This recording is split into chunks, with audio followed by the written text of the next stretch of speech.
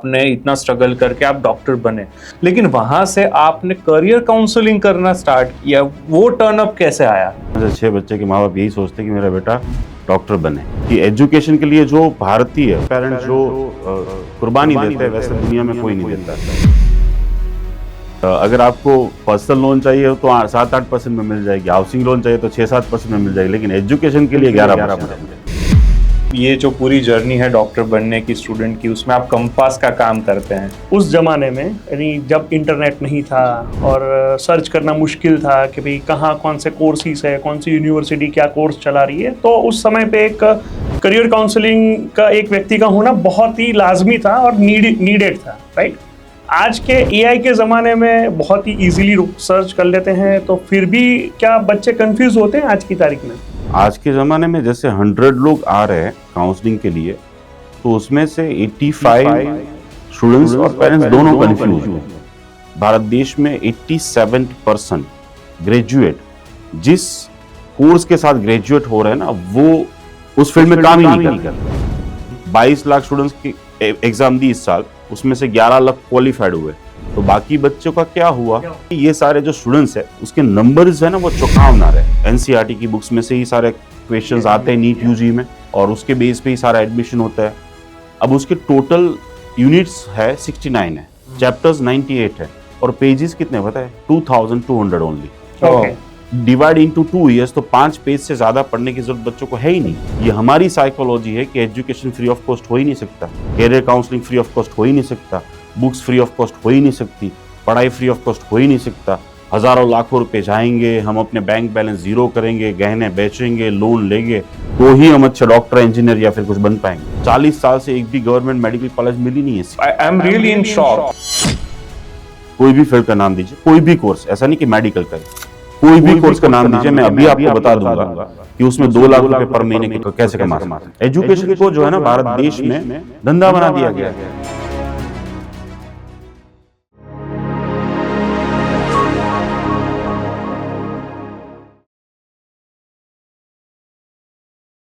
हर साल हमारे देश में लाखों स्टूडेंट्स 12वीं की परीक्षा पास करते हैं, लेकिन जरा सोचिए उन लाखों में से कितने स्टूडेंट्स को सच में पता होता है कि आगे क्या करना है।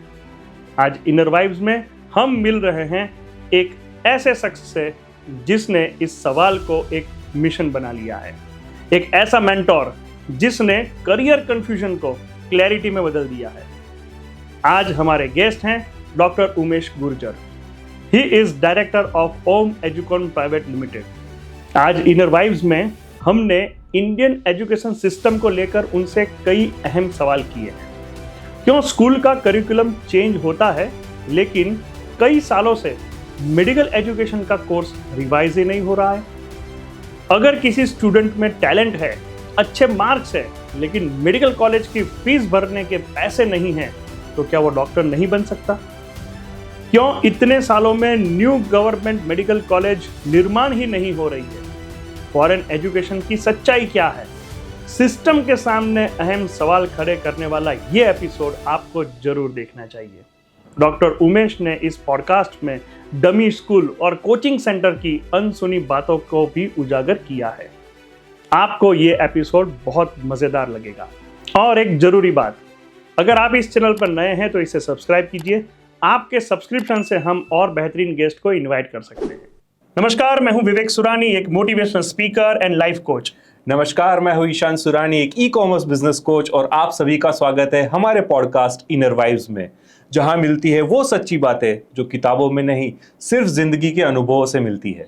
दोस्तों, आज के हमारे गेस्ट डॉक्टर उमेश गुर्जर, जो कि बच्चों के करियर काउंसलिंग में एक बड़ी सफलता हासिल की है और उन्होंने आज तक कई बच्चों को सही करियर की राह दिखाई है। डॉक्टर साहब, स्वागत है आपका। नमस्कार सर। इनर वाइब्स के आज के पॉडकास्ट में सबसे पहले तो हम ये जानना चाहेंगे कि मेडिकल प्रोफेशन की आपकी जो जर्नी है, वो आपका करियर कैसे स्टार्ट हुआ और वो जर्नी कैसी रही? देखिए, गुजरात के अंदर, भारत देश में के अंदर बच्चा जन्मता तो 10 में से 6 बच्चे के माँ बाप यही सोचते कि मेरा बेटा डॉक्टर बने। राइट। वैसे ही कहीं ना कहीं मेरे पेरेंट्स ने भी सोचा, और बचपन में जब भी कोई ड्रामा प्ले करना होता है स्कूल में, 10th तक मैं गवर्नमेंट स्कूल में पढ़ा, 11th-12th में विद्यानगर ट्रस्ट स्कूल में पढ़ा। और जब छोटा कोई भी ड्रामा हो तो उसमें डॉक्टर का रोल प्ले करना हो तो वो मेरे हाथ में ही आता है। बचपन से ही वाइट कोट पहनने का शौक़ था और एक फर्स्ट एड किट रखता था जब हम इवन कोई टूर पे जाए स्कूल की तरफ से।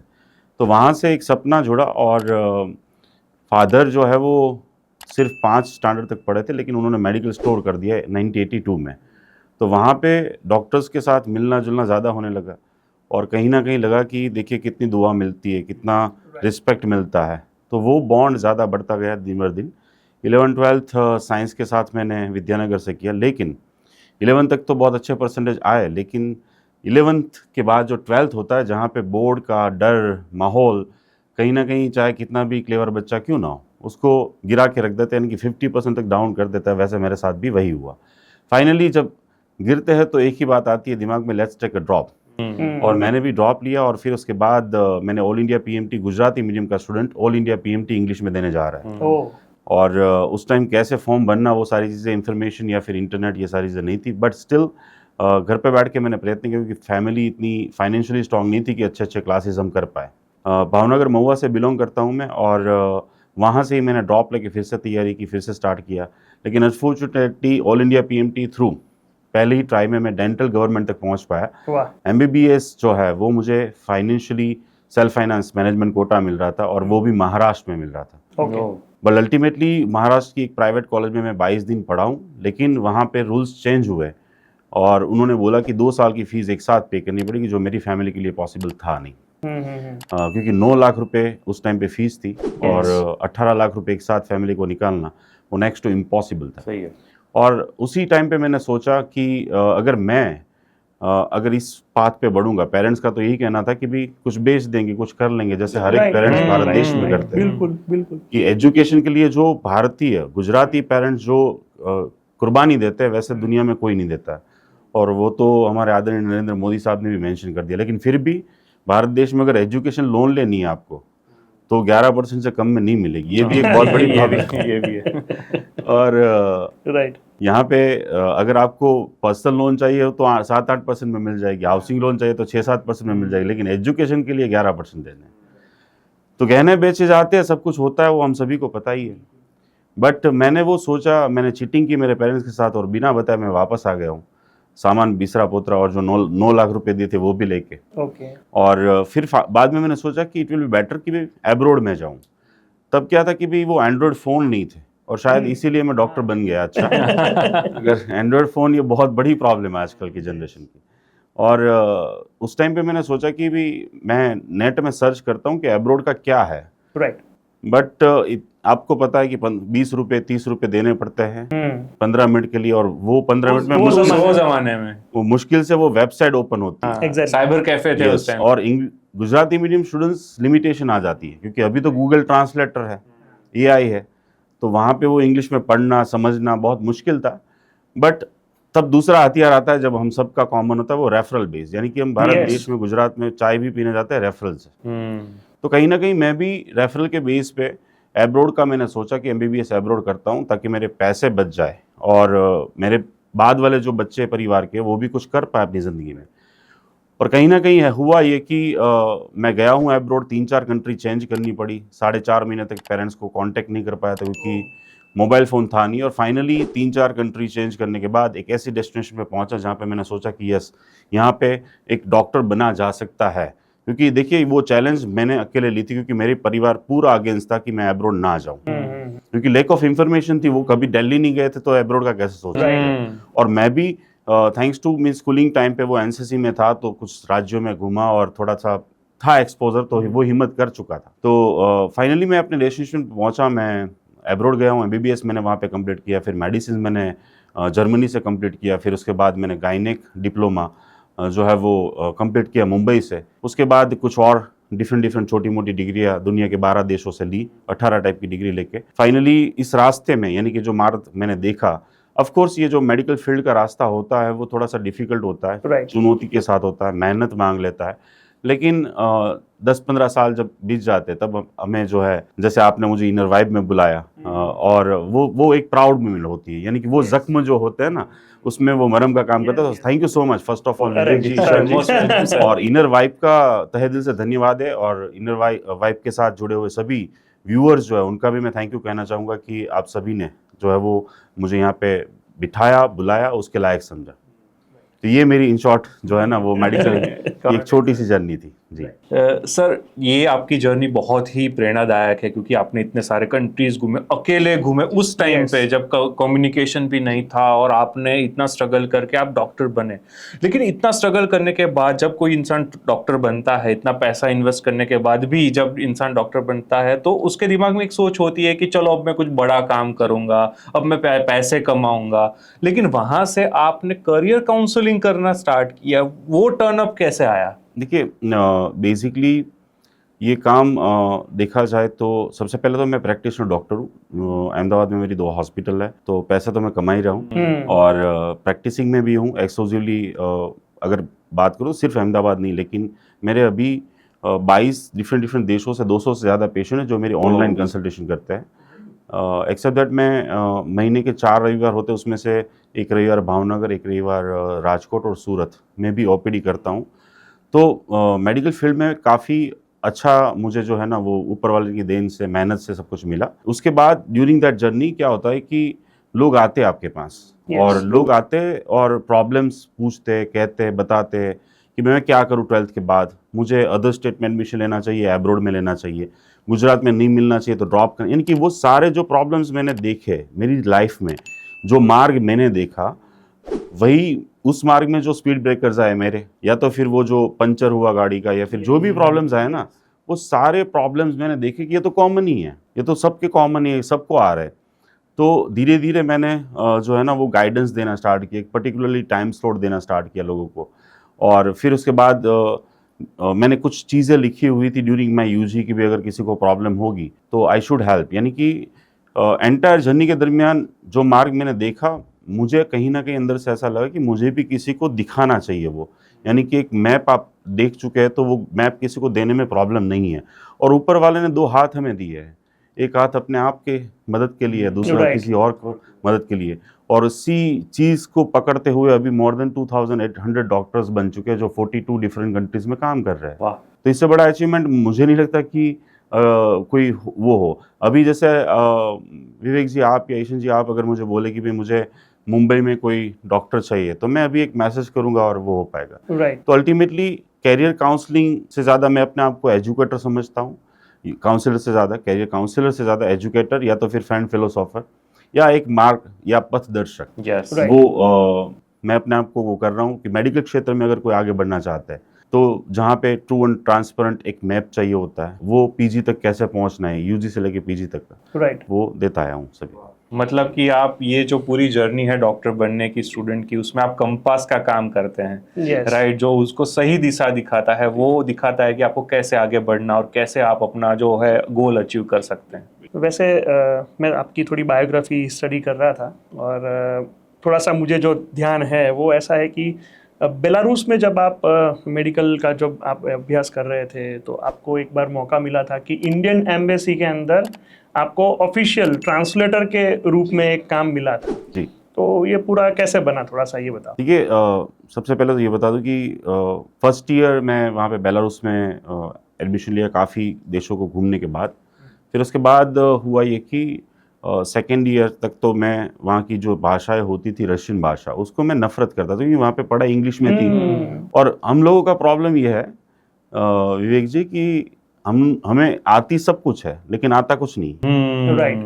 है ना? जैसे गुजराती, हिंदी, मैं आपको पूछूं या फिर मुझे पूछे तो मैं बोलूंगा गुजराती आती, हिंदी आती, इंग्लिश आती है, सब आती है, लेकिन ग्रामर में मिस्टेक हो गई है तो कुछ ना कुछ प्रॉब्लम होगा ही होगा। फिर सेकेंड ईयर में एहसास हुआ कि मुझे रशियन भाषा सीखनी चाहिए अच्छे से, क्योंकि देखिए धीरे धीरे पता चलने लगा कि वहाँ के जो बूढ़े पेशेंट है उसको कैसे मैं पूछूंगा, इमरजेंसी डिपार्टमेंट में अगर ड्यूटी दी उन लोगों ने तो मैं क्या बातचीत करूंगा, ऐसे सारे क्वेश्चन राइज हुए। कहते ना कि वो एक पागल होता है, वो नहाता नहीं तो नहाता नहीं, नहाता है तो घिस देता। तो वैसे ही मेरा कुछ हुआ कि भाई मैंने रशियन भाषा बहुत अच्छे से डीप में सीखना स्टार्ट कर दिया। और कहीं ना कहीं वो डेस्टिनी लेके जाती है हमें।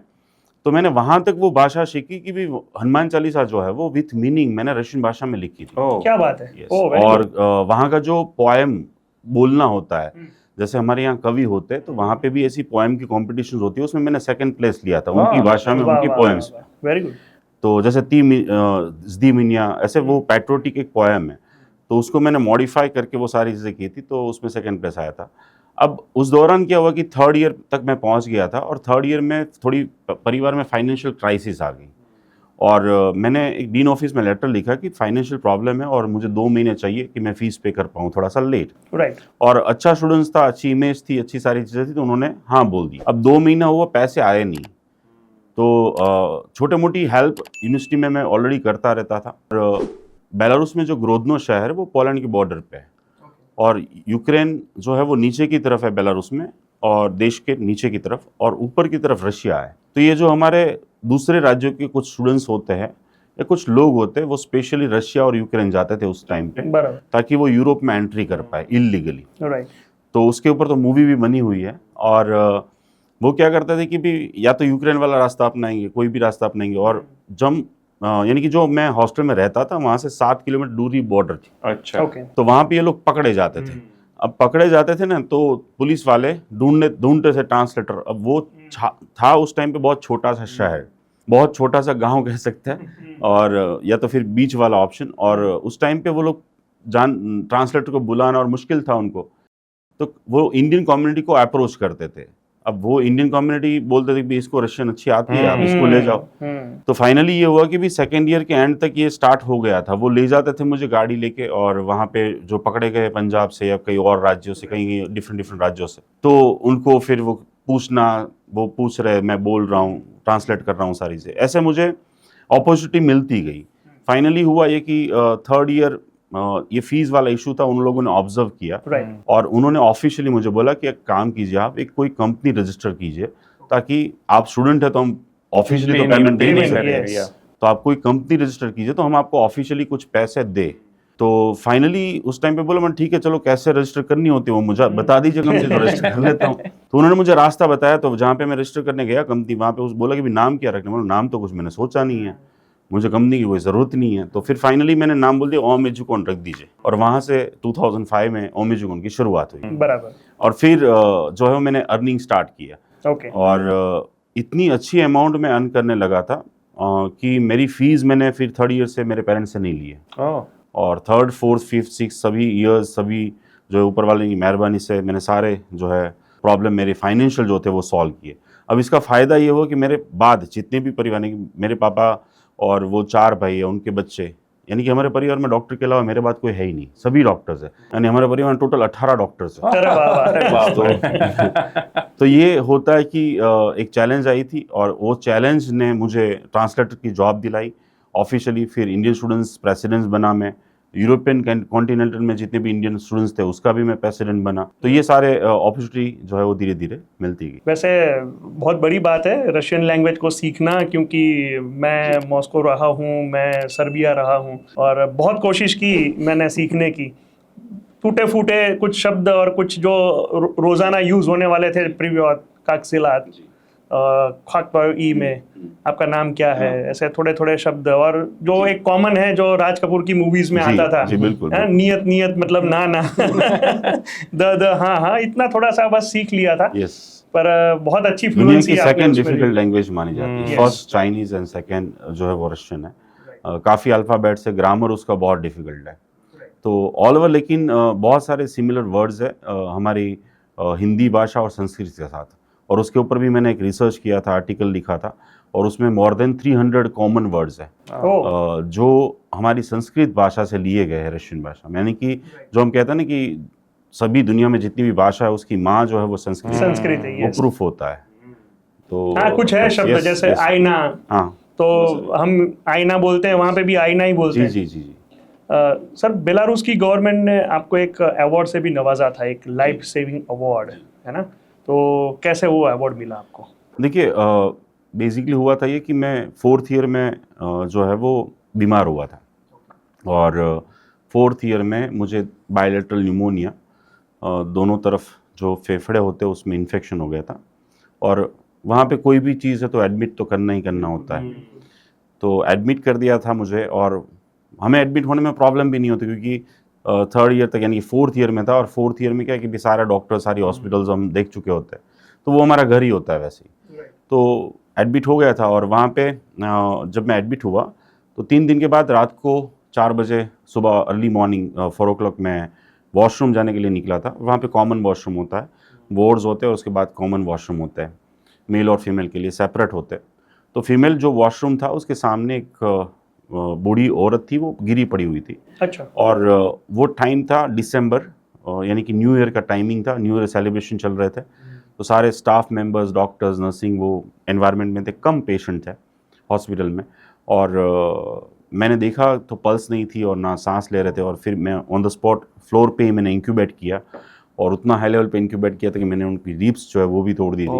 बट 15 मिनट इंक्यूबेट के बाद तब तक सारा स्टाफ आ गया था, और वो ब्रीदिंग और सारी pulse and all thing start हो गया था। उनको आईसीयू में लेके गए।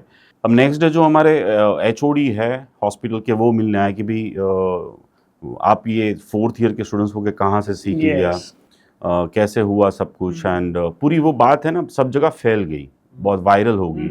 और बेसिकली मैं फर्स्ट ईयर से क्या है कि सब जगह पे बहुत मिलता जुलता हूँ सबको, जैसे वो मेरी सेकेंड कंट्री, ऐसे ही बिहेवियर एंड ऐसे ही सारी रिस्पेक्ट। राइट। और इंडिया की वैल्यूएशन बहुत है यूरोप में, जैसे रशिया में भी है, बेलारूस में भी, यूक्रेन में भी, हर एक देश में भारत देश के एक नागरिक को बहुत रिस्पेक्ट से वो किया जाता है। तो अल्टीमेटली उन्होंने मेरा पूरा वो जो सिचुएशन थी वो डिस्क्राइब करके पीएमओ जो होता है वहाँ पे भेज दिया। और they selected me unfortunately and I was in shock जब मुझे लेटर मिला कि भी आपको जाना है एंड लाइफ सेविंग अवार्ड आपको मिल रहा है। तो that's one of the biggest achievement in my life. तो इस तरीके से ये घटना हुई। और कहते हैं ना कि जब किसी को बचाने के लिए कुछ किया जाए, कुछ प्रयत्न किसी और के लिए किए जाते हैं ना, तो पूरी कायनात आपके लिए कुछ ना कुछ कर देती है। सही बात है। वैसे उस जमाने में, यानी जब इंटरनेट नहीं था और सर्च करना मुश्किल था कि भाई कहाँ कौन से कोर्सेज है, कौन सी यूनिवर्सिटी क्या कोर्स चला रही है, तो उस समय पे एक करियर काउंसलिंग का एक व्यक्ति का होना बहुत ही लाजमी था और नीडेड था, राइट। आज के एआई के ज़माने में बहुत ही इजीली सर्च कर लेते हैं, तो फिर भी क्या बच्चे कंफ्यूज होते हैं आज की तारीख में? देखिए, पहले के ज़माने में कन्फ्यूज़न बहुत कम थी। अच्छा। आज के ज़माने में जैसे 100 लोग आ रहे हैं काउंसलिंग के लिए, तो उसमें से 85 स्टूडेंट्स और पेरेंट्स दोनों कन्फ्यूज्ड है। अच्छा। और उसके पीछे सबसे पहली वजह जो है ना, वो जो आपने बोला वही AI. Technology can decide what I can do, means मैं क्या कर सकता हूँ अपनी लाइफ में, वो टेक्नोलॉजी तो डिसाइड ही नहीं कर सकता। बिल्कुल। आपको ऑप्शंस दे सकते हैं वो, यानी कि Google search, mobile, internet. AI की वजह से तो और इंसान, जैसे मैंने गलती से बायोटेक्नोलॉजी ऐसा सर्च कर लिया तो पूरा दिन मुझे बायोटेक्नोलॉजी ही दिखाएगा और कोई ऑप्शन देगा ही नहीं। एंड वो तो ब्रेन वॉशिंग हुआ ना। तो वहां पे उल्टा चांसेस कैरियर सिलेक्शन गलत हो वो ज्यादा हो जाता है। और पहले ज़माने में लोग इंटरेस्ट, स्किल, पर्सनालिटी और वैल्यू, ये 4 पॉइंट पे कैरियर सिलेक्ट करते थे। इंटरनेट नहीं था फिर भी। लेकिन आज के ज़माने में इन्फ्लुएंस में आके, क्राउड को फॉलो करके, या तो फिर कहते हैं ना परसेंटेज बेस, या तो फिर फैमिली फोर्स, या फिर मनी, ये 5 जो गलत तरीके हैं जो ज़्यादा से ज़्यादा यूज़ होते हैं। और इसके बेस पे जो होता है, और इसी वजह से पूरा रिसर्च हुआ, और टाइम्स ऑफ इंडिया में भी आया हुआ है ये रिसर्च, कि भारत देश में 87% ग्रेजुएट जिस कोर्स के साथ ग्रेजुएट हो रहे हैं ना, वो उस फील्ड में काम ही नहीं कर रहे। यानी मैं एमबीबीएस डॉक्टर बनना, तो 100 डॉक्टर बने तो 87 उस फील्ड में काम ही नहीं करते। और यानी this is the quite big problem. मैंने 1000 एमबीबीएस डॉक्टर्स के जो है ना वो इंटरव्यू लिया, उसके ऊपर पूरा रिसर्च किया, और उस इंटरव्यू में स्टूडेंट्स को कुछ नहीं पता है, यानी कि कोई स्किल लिखी नहीं हुई है। जो रिज्यूम होता है उसमें उसको 2 ही चीज़ पता है कि भाई मुझे है ना इतने पैसे चाहिए और इतने टाइमिंग, इतने आवर्स में काम कर पाऊंगा। तो ये जो एआई है इसने बहुत इम्पैक्ट किया है। यानी कि अगर सिंपल भाषा में कहूँ ना कि ये सारे मायकांगले बनेंगे। और इसकी इम्पैक्ट 5 साल के बाद बहुत हॉरेबल होगी, बहुत हॉरेबल होगी। और इसके बाद और भी रिसर्च मैंने की है, जैसे ये सारी चीज़ें मैं अपने जो फ्री ऑफ कॉस्ट सेमिनार होते हैं उसमें रिसर्च वर्क के साथ बताता हूँ।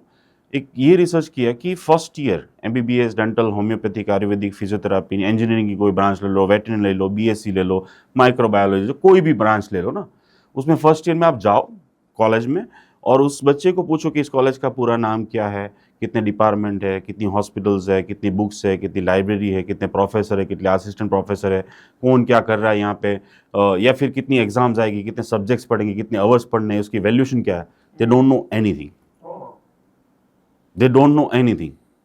ये फैक्ट है, आप कर लीजिए प्रयोग जाके, मैंने तो कर लिया है, राइट। ठीक है। दूसरा, इसी सभी कोर्सेज में जो पढ़ रहे हैं उस बच्चे जो लास्ट ईयर में ना, उनको जाके पूछो कि आपने 4-5 साल 3 साल जो भी अभ्यासक्रम आपका है उसमें आपने 5 साल अभी लास्ट ईयर में है आप, तो अभी नेक्स्ट प्लान क्या है? तो दे आर मीन्स आपको जाना था फाइनली गोवा, आपको फ्लाइट मिली थी मुंबई तक की, नाउ आफ्टर मीन्स आप लैंड हो गए मुंबई, अब सोच रहे कि अब गोवा की फ्लाइट लूँ, तो वो तो महंगी पड़ेगी। अब जो पढ़ाई की उसमें कितना खर्चा हुआ आपके पेरेंट्स का, वो नहीं पता है, दे डोंट नो। 92% लोगों को पता नहीं कि टोटल एक्सपेंस कितना हो गया। और ये सारी चीज़ें शो यही कर रही है कि कैरियर जो सिलेक्शन है वो एक्चुअली स्टूडेंट्स के इंटरेस्ट, स्किल, पर्सनालिटी और वैल्यू, ये 4 पॉइंट के बेस पे होना चाहिए, ना कि मार्क्स के बेस पे। अगर मार्क्स के बेस पे होता तब तो देखिए गवर्नमेंट कॉलेजेस जो है हमारे भारत देश की इतनी हाई फाई, उसमें फॉर एग्जांपल एक कोई भी कॉलेज में 100 स्टूडेंट्स अच्छे मार्क्स जब नीट में लाते हैं तब एडमिशन मिलता है। सही बात है। और अगर सच में वो मार्क्स के बेस पे अच्छे डॉक्टर बन ही जाते हैं, यानी कि वो क्वालिटी हमने रखी हुई है, वो एक लेवल रखा हुआ है, बट वो एडमिशन प्रोसेस है क्योंकि सीटें कम है। 22 लाख स्टूडेंट्स की एग्जाम दी इस साल, उसमें से 11 लाख क्वालिफाइड हुए, तो बाकी बच्चों का क्या हुआ यस किसी को पता नहीं है। ये क्वेश्चन 11 लाख जो क्वालिफाइड हुए उसके लिए एमबीबीएस की सीट तो 1,10,000 ही है, तो बाकी सब क्या करेंगे वो किसी को पता नहीं है। तो बेसिकली क्या हुआ कि भी ये सारे जो स्टूडेंट्स है उसके नंबर्स है ना वो चौंकावना रहे। और यहाँ पे कैरियर की बात करें, जैसे एक फ्लो कैसा होता है कि भी 10th में 90% आ गए तो बी ग्रुप का स्टूडेंट है, ऐसा जरूरी नहीं है। 12th में 720 नीट में से इतने आ गए तू इसमें चला जाए, एमबीबीएस में, डेंटल में चला, वहां नहीं मिलेगा तो आयुर्वेदिक, वहां नहीं मिलेगा तो होम्योपैथिक। और इसीलिए देखिए Ayurveda is a big science, ये बहुत बड़ी चीज़ है। इसके लिए यानी कि ये सबसे ओल्डेस्ट ट्रेडिशनल मेथड है, और उसको पढ़ने के लिए हम क्या करें कि एमबीबीएस और डेंटल में नहीं मिल रहा है इसलिए हम आयुर्वेदिक यानी एक हायरार्की बन गई है। तो परसेंटेज बिल नेवर। और दूसरा इन्फ्लुएंस में आके मेरी फ्रेंड्स जा रही है, मेरे अंकल डॉक्टर है तो मैं भी डॉक्टर बन जाऊं, फैमिली के फोर्स में सब डॉक्टर्स है परिवार में इसलिए डॉक्टर बने, या कोई नहीं है तो डॉक्टर बन जाना है। और पैसे के बेस पे, यानी कि पैसे है तो वो 20 लाख 25 लाख रुपए पर ईयर फीस में भी एडमिशन ले लेंगे, तो ये बहुत बड़ा प्रॉब्लम है। तो कैरियर सिलेक्शन यानी कि आप देखिए ना, तो कैरियर काउंसलर तो वैसे हर एक जगह पे यस गली गली में आ गए, लेकिन मार्गदर्शक तो उसको ही बनना चाहिए जिन्होंने वो मार्ग देखा हो। राइट। तो वही एक दो साइड चैलेंज है। तो ऑफ कोर्स कैरियर कंफ्यूजन बहुत बड़ा प्रॉब्लम है, बहुत बड़ा इशू है।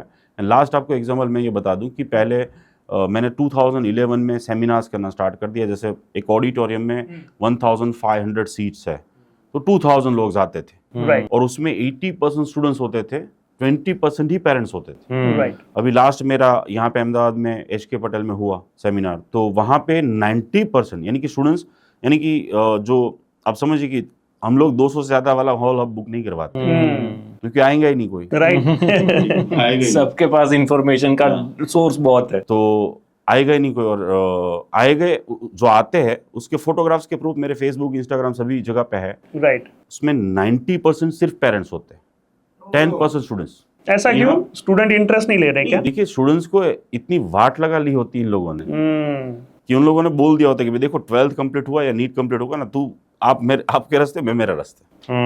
और दे हैव मींस बहाना होता है क्योंकि 8 स्टैंडर्ड्स के इनके पीछे पड़ जाते हैं राइट हम लोग।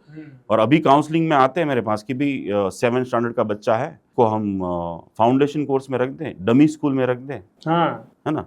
अभी सोचो एक 7th 8th स्टैंडर्ड का छोटा सा बच्चा है जिसको खेलने की जरूरत है, जिसको गुरु शिष्य परंपरा जो हमारी है उसमें रहना देना चाहिए, जो एक स्कूल में वो 45 मिनट के बाद बेल होता है और हम दौड़ के भागते हैं, तो वो स्ट्रेस फ्री रखेगा उसको, डिप्रेशन या फिर वो सारी चीजों से दूर रखेगा। लेकिन वो उससे हम दूर निकाल रहे हैं। और इतनी बड़ी बड़ी जो संस्थाएं होती है जो जहाँ पे 200 300 लोगों को बिठा के सुबह से शाम तक उनको पढ़ाया जाता है, रट्टा मरवाया जाता है। और किस चीज के लिए रट्टा मरवाया? आप सोचो कि वहां पे लोग 5-5 10-10 लाख रुपए फीस पे करने के लिए रेडी होते हैं। फाउंडेशन कोर्स यानी कि मैंने जब जाना ये स्कूल में शॉक हो गया कि भाई 7th स्टैंडर्ड में बच्चा स्कूल भी जा रहा है, शाम को ऐसे इंस्टीट्यूट में भी जा रहा है और रात को 11-12 बजे वापस आ रहा है।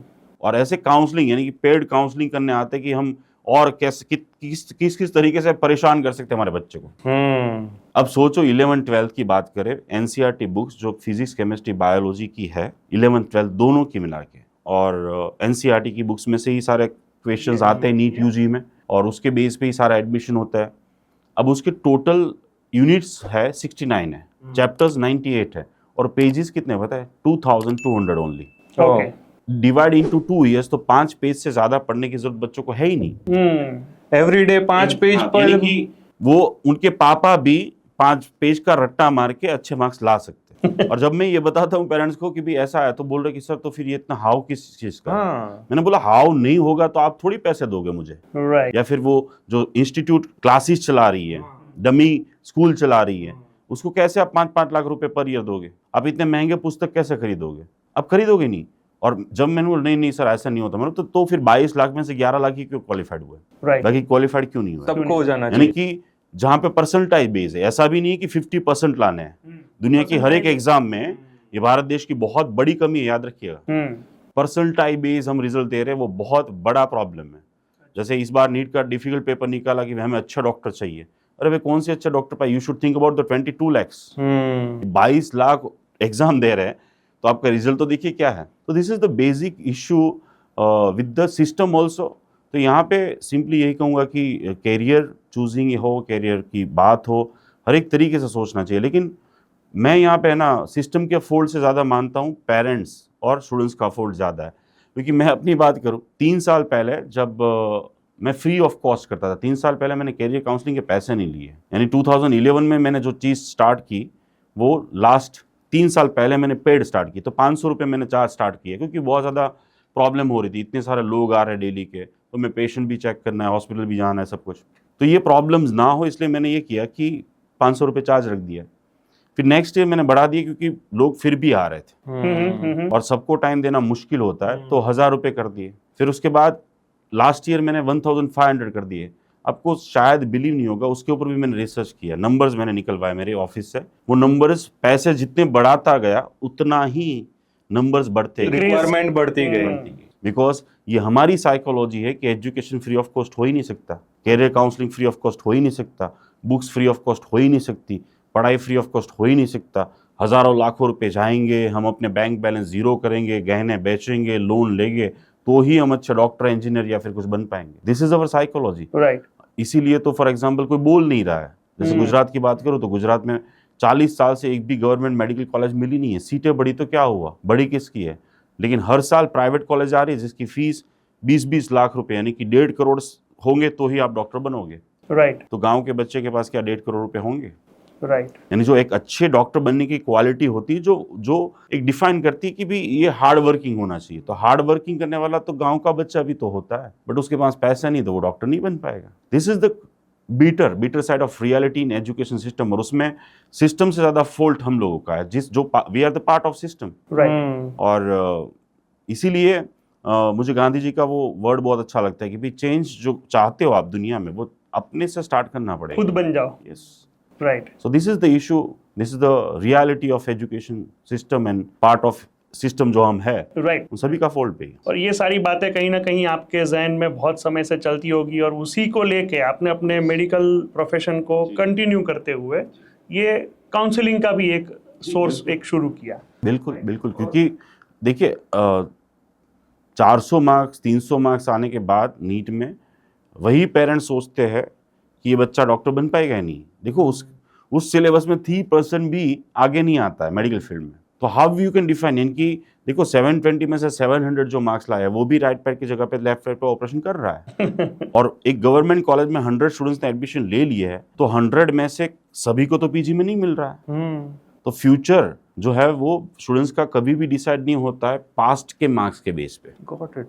और वो मैं लाइव एग्जांपल आपके सामने बैठा हूँ कि मैंने 11th तक अच्छे मार्क्स लाए, 12th में अच्छे मार्क्स नहीं लाए। तो इसका मतलब ये नहीं कि मैं डॉक्टर नहीं बन सकता हूँ। Right. और ऐसे बहुत सारे डॉक्टर्स हैं या फिर ऐसे बहुत सारे एग्जांपल्स हमारे आसपास होंगे जिसने for example chemistry, biology, physics में फेल हुए होंगे, बट वही इंसान ने उसी में गोल्ड मेडल लिया होगा, राइट। पीएचडी किया होगा। अगर आप 100 PhD वाले गोल्ड मेडल वाले लोगों को लेंगे तो उसमें से 90 ऐसे निकलेंगे. So this is the reality and fact and we should accept. तो this is the main funda behind means ये सारी चीजें हैं. आपकी बातें सुनकर आई वॉज वेरी शॉक्ड. आपने जो फिगर्स अभी यहाँ रखे, जो बातें अभी आपने कही, तो I am really in shock. क्योंकि हर बार जब कोई बच्चा जब 11th में बी ग्रुप या साइंस चूज करता है तो वहाँ से वो अपने आप को यही सोचता है कि मैं तो डॉक्टर बनने वाला हूँ. लेकिन जब वो लेवल पे पहुंचता है, जब वो नहीं बन पाता, वो सिलेक्ट नहीं होता, तब उसकी मानसिकता क्या होती है. आपने बहुत ही बढ़िया बताया कि जो चूज हो गए उसका तो सबको पता है, लेकिन जो चूज नहीं हुए उनका क्या हुआ. बिकॉज हमारे काउंसलिंग सेंटर में भी अभी जो रश बढ़ रहा है हमारे यहाँ, तो वो यही बढ़ रहा है कि जो स्टूडेंट्स है दे आर इन स्ट्रेस कि नहीं होगा तो क्या, फिर क्या. तो फेलियर के लिए लोग रेडी नहीं है. फेलियर को कैसे हैंडल करना उसके लिए वो रेडी नहीं है. एंड दैट्स व्हाई हमारी जरूरत पड़ती है, क्योंकि हम उनको सिखाते हैं कि हाउ टू हैंडल फेलियर. दूसरी बात जो आपने जो कही कि मैं पास हो गया तो ही मैं अच्छा स्टूडेंट हूँ या अच्छा डॉक्टर बन पाऊँ, ऐसा जरूरी नहीं है. एक फिल्म भी अभी आई थी 12th fail, right. 12th fail होने के बाद भी आप IPS बन सकते हैं, राइट. और ये भी बहुत बढ़िया बात आपने की कि अभी जो सीट्स बढ़ी हैं वो गवर्नमेंट कॉलेज की नहीं बढ़ी है, वो प्राइवेट कॉलेज की बढ़ी, और 1.5 करोड़ रुपए उसकी फीस है. तो जब एक इंसान 1.5 करोड़ रुपए खर्च करके डॉक्टर बनता है, उसके बाद उसकी थॉट प्रोसेस क्या होगी? पैसे कमाओ, वसूल करो, राइट. और जो उसका जो भी है वो भोग कौन बनता है अल्टीमेटली? वही आम लोग, जनता. So very bitter truth. Yes sir.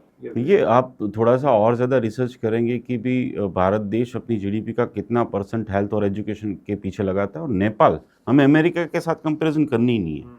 आप कंपेयर करो नेपाल, श्रीलंका, बांग्लादेश, पाकिस्तान, एशियन जितनी भी कंट्रीज़ है, और आपको थोड़ा सा समझ में आएगा. देखिए बेसिक क्या होता है कि ये 12th वाले, थोड़ा सा मैं ये ऐसा मेरा मानना है कि ये जो 12th वाले बच्चे होते हैं वो कहीं ना कहीं वॉटर्स नहीं है. यहाँ पे बहुत वर्कआउट करने की ज़रूरत है. अगर किसी भी देश को मजबूत बनना है, विश्व की महासत्ता बनना है, तो उसको हेल्थ और एजुकेशन पे पहले फोकस करना पड़ेगा. बराबर. अगर हेल्थ और एजुकेशन जो है वो नहीं होगा तो वो महासत्ता बन ही नहीं सकता, अंदर से खोखला रह जाएगा. और वो है अभी हालत, वो कंडीशन बहुत ख़राब है. अनएम्प्लॉयमेंट की बात करो, लेकिन मेरी हॉस्पिटल में मेरे अच्छे डॉक्टर चाहिए मुझे. आपको आपकी ऑफिस के अंदर, आपकी इस चैनल के लिए आपको वीडियो एडिटर चाहिए होंगे, मुझे पता है. अच्छे ऑफिस का स्टाफ चाहिए होगा, एडमिन स्टाफ चाहिए होगा. अच्छे चाहिए. क्या स्किल, क्वालिटी. स्किल कहाँ से आती है? बाहर से नहीं आती है. स्किल आती है 12th के बाद. उसको जहाँ पे इंटरेस्ट, स्किल, पर्सनालिटी, वैल्यू उसको मन करे, उसको मन करेगा तभी तो वहाँ जाके मेहनत कर पाएगा, वरना तो वो पार्किंग में बैठेगा, बंक मारेगा. इसीलिए तो समझो कि भी अटेंडेंस रेशियो जो मेडिकल फील्ड का है वो गुजरात में कम किया गया. सोचो आप क्या हालत है. लेकिन कंपैरिजन करो आप तो विदेश के मोस्टली यूरोपियन कंट्रीज है, वहाँ पे तो 100% अटेंडेंस होनी चाहिए, अदरवाइज तो आपको डिग्री नहीं मिल सकती. बिल्कुल. तो this is the main fact कि जहाँ पे बहुत वर्कआउट करने की ज़रूरत है, बहुत काम करने की ज़रूरत है, बहुत सोचने की ज़रूरत है. किसी भी स्टूडेंट को अपना करियर काउंसिल करना है खुद से या सोचना है, तो अभी आपकी बातचीत में हमने बहुत रिपीट बताया कि ये कुछ 5 स्किल्स हैं जिसके ऊपर सोच के वो करियर अपना डिसाइड कर सकता है. सर एक बार फिर से आप उसको रिपीट करके बता दो. 10th के बाद अगर किसी भी स्टूडेंट्स को कोई स्ट्रीम लेना है कि भाई A ग्रुप में जाऊँ, B ग्रुप में जाऊँ, या फिर उसको फॉर एग्जांपल 12th के बाद कौन से फॉर एग्जांपल कॉलेज में जाना चाहिए, कोर्स लेना चाहिए, कैरियर बनाना चाहिए, तो वहाँ पे सबसे पहली बात तो स्टूडेंट्स और पेरेंट्स को ये सोचनी है कि ये कोई 4, 5, 6 साल का खेल नहीं है. जिस जगह पे आप एंटर होंगे, मेडिकल में, इंजीनियरिंग में, या फिर कोई भी जगह पे, तो आपको वहाँ पे जो है वो 45 ईयर्स आपके स्पेंड करने लाइफ के. तो यहाँ पे आपको 45 साल की जो है वो प्लानिंग करनी है. 5 दिन अगर हमें गोवा घूमने जाना है ना, तो उसके 3 महीने पहले हम टिकट बुक करते हैं, ट्रेन, फ्लाइट, कहाँ पे रहेंगे, कौन से टाइप के होटल में रहेंगे. अगर वहाँ पे खाना नहीं मिले तो साथ में फाफड़ा, जलेबी, गांठिया लेके जाए, या तो फिर ताश के पत्ते लेके जाए. अगर बारिश हो गई तो फिर बाहर नहीं जा पाएंगे. कहाँ पे सेल्फी लेंगे, कहाँ पे रील बनाएंगे, कौन सी टाइप की रील बनाएंगे, ये सब कुछ प्लानिंग होता है बॉस. तब जाके 5 दिन की मज़ा आती है. राइट. अगर आप 45 साल में मज़ा लेना चाहते हैं तो एक ही रास्ता है कि आप अपने आप को अंदर से देखिए कि क्या करना चाहते हैं. और उसका देखिए 5 जो मेन पॉइंट है वो इंटरेस्ट. आपको किस चीज़ में इंटरेस्ट है, स्किल, आपके पास कौन सी स्किल है, या फिर कौन सी स्किल डेवलप करने में आपको मज़ा आएगी. वैल्यू आपके लिए क्या वैल्यू है, पैसे, समाज, society and all the values, वो सारे टाइप की वैल्यूज जाननी चाहिए। इंटर स्किल पर्सनालिटी और आपकी पर्सनालिटी क्या है, ये inter skill personality and value 4 point पे आपको सोचना चाहिए। लेकिन इसको अगर आप थोड़ा सा और इजी करना चाहते हैं तो देखिए, अगर आप एक रेस्टोरेंट में गए हैं तो रेस्टोरेंट में जाएंगे तो चाइनीज डिश का नाम लिखा है, फ्रेंच डिश का नाम लिखा है, लेकिन डिश का नाम है तो वो पता नहीं चलेगा उसके अंदर क्या है। आएगा क्या? MBBS, dental, homeopathic, Ayurvedic, physiotherapy, उसके अंदर क्या है वो आपको नहीं पता चलेगा। राइट। तो आपको क्या करना पड़ेगा, इंटीग्रेंट देखने पड़ेंगे कि इसमें है क्या, उसके बेस पे भी आप डिसाइड कर सकते हैं कि ये खाने में मजा आएगा। लेकिन ये भी याद रखना कि ये डिश आपको 45 साल खानी है। तो यहाँ पे क्या करना पड़ेगा कि एक स्टेशनरी में जाओ, टेस्टिंग करो, एक रिसर्च किया कि भाई आप कॉलेज विजिट करो। 97% स्टूडेंट्स, एडमिशन ऑनलाइन प्रक्रिया स्टार्ट हो गई अभी 3-4 साल से, तो सब जगह इंजीनियरिंग, मेडिकल, सबकी। तो वो लोग क्या करते हैं कि ऑनलाइन प्रक्रिया में पार्टिसिपेट करता है, जहाँ मिले वहाँ पे जब एडमिशन लेटर मिलता है ना तब जाके थे, अरे ये तो है ही नहीं कुछ यहाँ पे, सही है। समझे, यहाँ पे तो है ही नहीं कुछ, बिल्डिंग ही नहीं है। सेम मेरे साथ ही हुआ था। तो ये प्रॉब्लम है। तो आप विजिट करो कॉलेज, यानी कि जहाँ पे आपको, ये मंदिर है आपका, समझो मस्जिद, गुरुद्वारा है, जहाँ पे आपको 5-6 साल विद्या लेनी है, तो यू शुड गो विजिट। जो एक्सपर्ट बन चुके हैं उस फील्ड के, उस एक्सपर्ट से मिलिए, उनसे बातचीत कीजिए, उनको पूछिए कितने एग्जाम्स आती है, कैसे होता है सब कुछ, कितने पैसे कमाते हो। 5-6 से मिलना है, क्योंकि वो फिर एक वो मार्क बेस वाला होगा तो फिर वो फेलियर होगा, तो फिर वो नेगेटिव बोलेगा, नहीं भाई होम्योपैथी में कुछ नहीं है, फिजियोथेरापी में कुछ नहीं है। अब आप कोई भी फील्ड का मुझे नाम दे दीजिए, कोई भी फील्ड का नाम दीजिए, कोई भी कोर्स, ऐसा नहीं कि मेडिकल का ही, कोई भी कोर्स का नाम दीजिए, मैं अभी आपको बता दूंगा कि उसमें 2 लाख रुपए पर महीने कैसे कमा सकते हैं। अच्छा, वेरी गुड। कोई भी, यानी कि जरूरत है ही, समझो पूरी दुनिया को है, भारत को नहीं, पूरी दुनिया को है, और यूथ सबसे ज्यादा भारत देश में है। तो यहाँ पे तो हमारे पास अपॉर्चुनिटी कोई भी कोर्स लो। बट इस तरीके से अगर आपने रिसर्च वर्क करके पूरा प्लानिंग के साथ कितने सब्जेक्ट्स है सब कुछ जानने के बाद आपने जंप लगाया तो आप तैर जाओगे। लेकिन ये चीज जो मैंने बताई वो 94% केसेस में नहीं होती, and that's why this is the critical ratio जो हमारे सामने आता है। वैसे सर, आपने 15-20 सालों से अपने देश की एजुकेशन सिस्टम और स्टूडेंट्स के साथ काम किया है, और इंटरनेशनल में भी, नॉट ओनली रशिया, लेकिन बहुत सारे कंट्रीज है जहां पर आपने रिसर्च करके स्टूडेंट्स को वहां पर एडमिशन करवाया है। तो थोड़ा सा आप ये बता सकते हो कि आपने दोनों, यानी अपनी national education system and international, उन दोनों में आपको क्या यानी डिफरेंस लग रहा है? देखिए, डिफरेंस जमीन आसमान का है, जिसमें से कुछ पॉइंट्स पे तो हमारी बात हो गई। यस। यूनिवर्सिटी का मतलब विश्वविद्यालय, ठीक है। कॉलेज यानी कि एक बच्चा विद्या के लिए, विद्या ज्ञान के लिए, विद्या पाने के लिए जाता है, और वो कॉलेज, यूनिवर्सिटी उसके लिए मंदिर, मस्जिद, गुरुद्वारा समझ लो, चर्च समझ लो, और तो ये वहाँ पे उसको विद्यार्थी बना के रखना है, बराबर, ना कि परीक्षार्थी।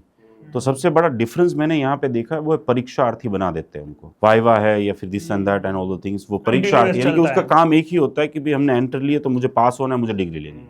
बराबर। जब इंटरनेशनली बहुत सारे कंट्रीज है, यूरोपियन कंट्रीज ले लो आप, यूएसए ले लो, यूके, ऑस्ट्रेलिया, न्यूजीलैंड जैसे बहुत सारे देश है जहाँ पे कंप्लीटली स्किल बेस्ड सारी पढ़ाई होती है, चाहे मेडिकल ही क्यों ना लो, इंजीनियरिंग में भी ऐसे ही है। राइट। जैसे फॉर एग्जांपल आप यूएसए जा रहे हो, आपको एमबीए करना है, तो ऐसा जरूरी नहीं कि आपको 3 साल, आप you can complete in 2 years also. अच्छा। आप कुछ भी कर सकते हो वहां पे। देखिए, हर एक चीज जो है ना वो स्टूडेंट्स के लिए बनाई गई है। और यहाँ पे कंपैरिजन करें तो एजुकेशन, सबसे पहले तो मैं ये कह रहा हूँ कि प्राइवेटाइजेशन भारत देश में बहुत ज़्यादा है। जब दुनिया के मेजोरिटी देश जो है वहाँ पे पढ़ाई फ्री में है उनके नागरिकों के लिए, उनके नागरिकों के लिए स्वास्थ्य व्यवस्था फ्री में है, हमारे यहाँ ये नहीं है।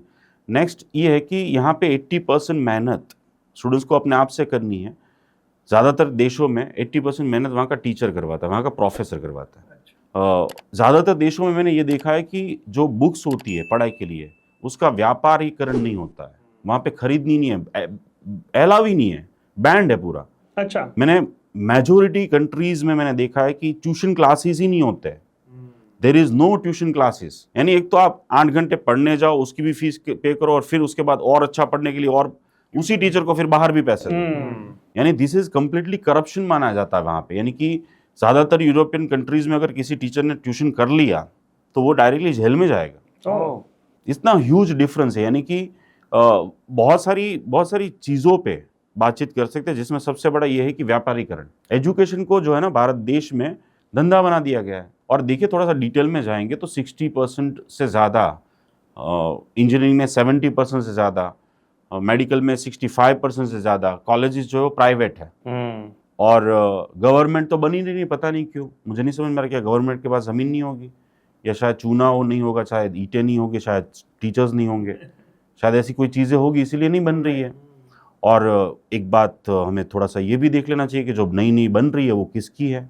RTI 20 रुपये के करेंगे तो पता चलेगा मंत्री साहब की है, और इसी वजह से वो एजुकेशन सिस्टम चेंज नहीं हो रही है।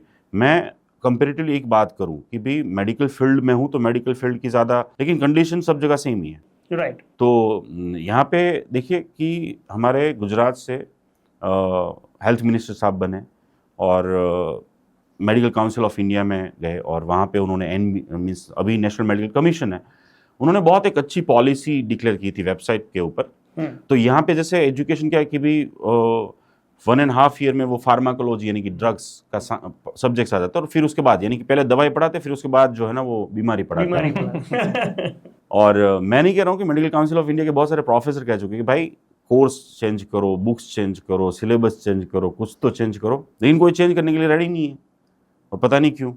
तो वो रट्टापंथी वाली चीज़ ज़्यादा है। 80% मैंने स्टूडेंट्स को अपने आप से करनी थी। सेकंड ईयर से कोई लेक्चर ही नहीं होते, अब जाके देख लो भाई, कहीं पे भी जाके देख लो, सेकंड ईयर से कोई लेक्चर्स नहीं होते। प्रैक्टिकल की तो बात ही छोड़ो, अब 100 बच्चे को लेके कैसे जाए, किस ऑपरेशन थिएटर में 100 बच्चे को लेके जाए, किस बच्चे को वार्ड में 100 बच्चे को लेके जाए, और वो टीचर करे भी क्या, जो गवर्नमेंट कॉलेज में पढ़ा रहा है वो टीचर कैसे या प्रोफेसर कैसे पढ़ाए आपको, यानी कैसे आपको, क्योंकि उसको 200 तो पेशेंट देखने हैं वहाँ पे। सही बात है।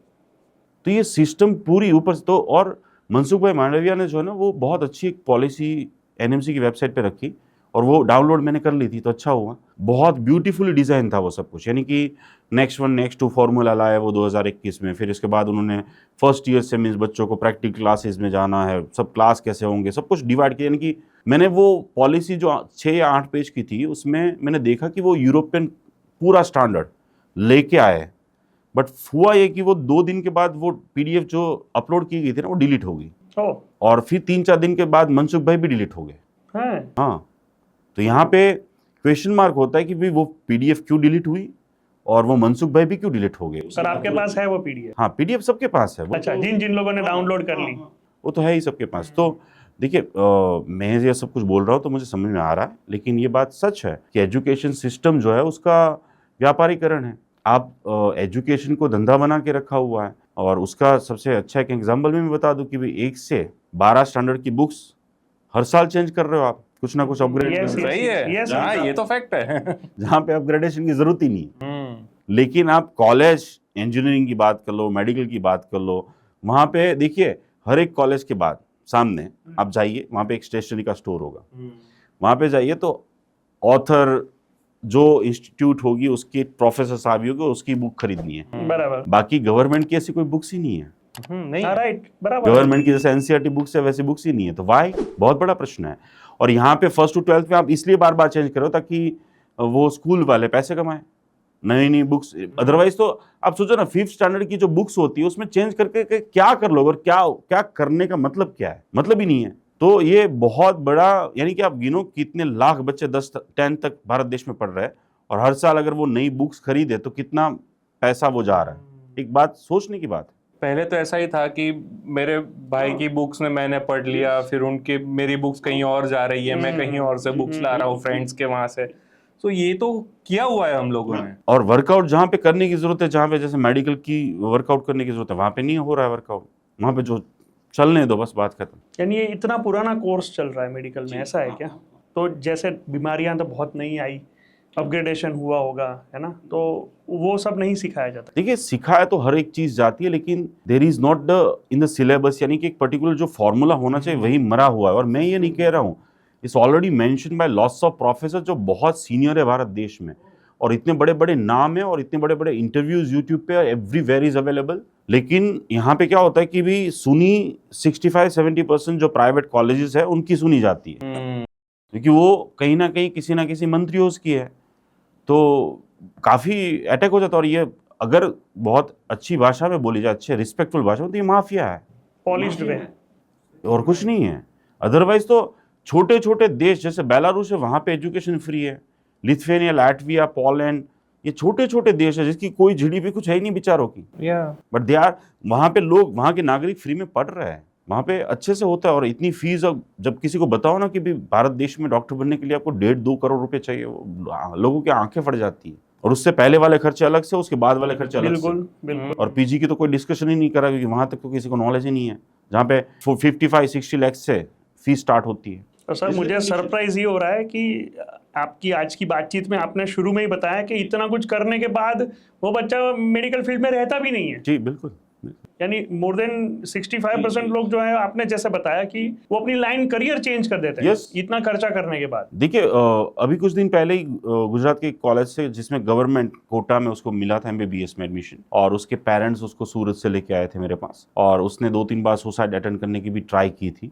और उस बच्चे ने काउंसलिंग के लिए लेके आए थे, और आके बैठे, मैंने उसको पूछा कि यार सेकेंड ईयर गवर्नमेंट फ्री में पढ़ रहा है तो 25,000 रुपये में, इतनी मेहनत की होगी तूने, तब जाके तेरे नीट में स्कोर आया, तब जाके तुझे एडमिशन मिला, अब तेरा सपना साकार। सर मैं फ्रस्ट्रेट हो चुका हूँ इस सिस्टम से, हर एक चीज़ से प्रॉब्लम है, यानी कि रैगिंग का प्रॉब्लम है, पूक्स का प्रॉब्लम है, ये प्रॉब्लम है, पढ़ाई का प्रॉब्लम है। तो अभी इतनी प्रॉब्लम है सर, तो फिर फ्यूचर में क्या होगा? तो वो सिस्टम से नेगेटिव हो गया, एजुकेशन सिस्टम जो है उससे भी, हर एक चीज़ से।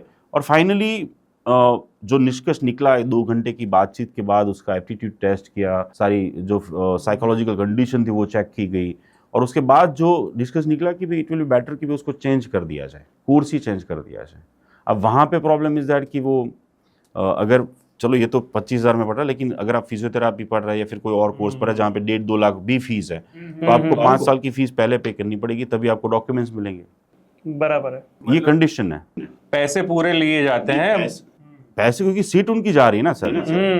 अब 5 साल तक पैसे देगा कौन उनको? तो आप जो देने के लिए आए थे वो दे दो मुझे, फिर आपका जो होना है वो। तो अगर आप फॉर एग्जांपल यूरोपियन कोई भी कंट्रीज में जाइए और आप कल छोड़ रहे हैं, आपको डॉक्यूमेंट भी वापस मिल जाएंगे, और हाफ सेमेस्टर अगर आपकी फीस बची है तो वो भी वापस मिल जाएगी। Oh very good. This is the system, ये है फ्रीडम।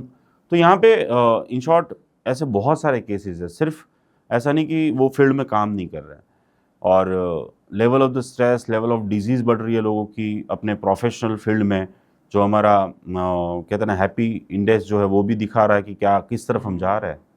एक आपकी बातों से मुझे जो लग रहा है वो ये है कि हम सबके पास, जब हम बोलते हैं ना, वो 3 इडियट्स में डायलॉग भी बहुत फेमस है, life is a race, right? अगर हम रेस में हैं तो फिनिश लाइन सबका डिसाइडेड है। फॉर एग्जांपल कि हमको डॉक्टर बनना है, एक फिनिश लाइन फॉर बहुत सारे बच्चों की डिसाइडेड है, लेकिन जो स्टार्टिंग लाइन है, क्या वो सबको सेम मिल रही है?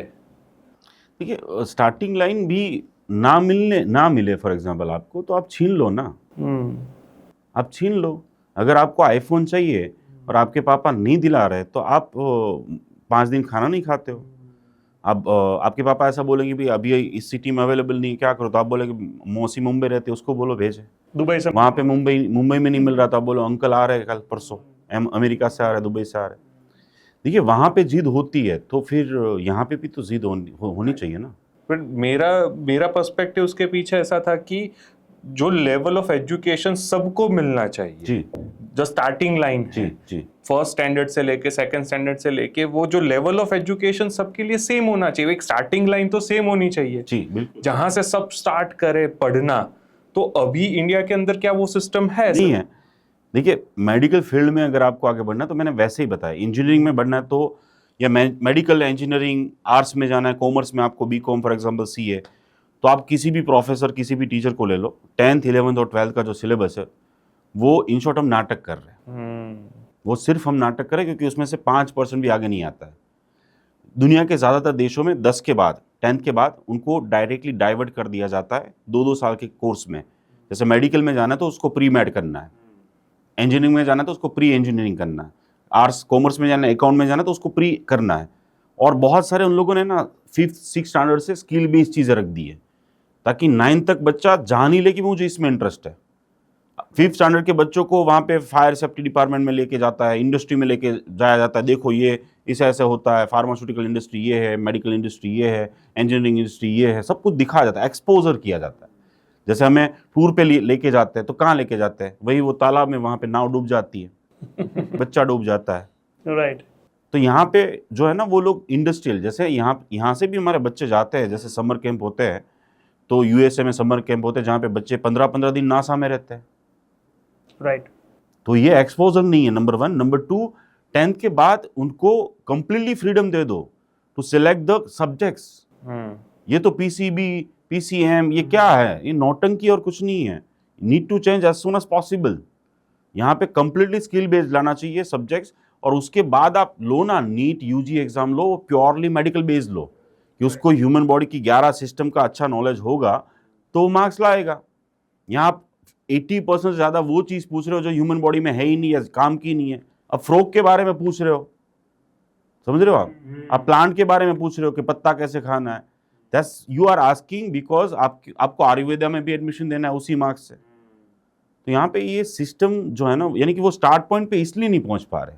Got it. मुझे इंटरेस्ट है फॉर एग्जांपल ह्यूमन बॉडी में, ह्यूमन इंसान को ट्रीट करने में, लेकिन प्रॉब्लम इज दैट कि ये जो सब्जेक्ट्स है उसमें इतना सारी चीजें आ रही है जिसमें मुझे समझ में नहीं आ रहा क्या मैं पढ़ रहा हूँ।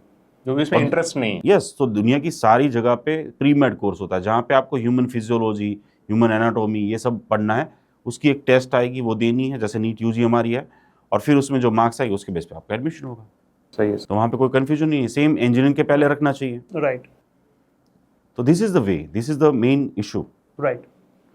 डॉक्टर साहब, पेरेंटिंग के अंदर अभी हमारे पास बहुत सारे लोग आते हैं, लेकिन पेरेंट्स को हमने जो देखा है हमारे काउंसलिंग सेंटर पे जो आते हैं, मोस्टली पेरेंट्स को यही होता है कि मैं मेरे अधूरे सपने अपने बच्चों के थ्रू पूरा करूं। जैसे मेरा सपना था डॉक्टर बनना, या मेरा सपना था इंजीनियर बनना।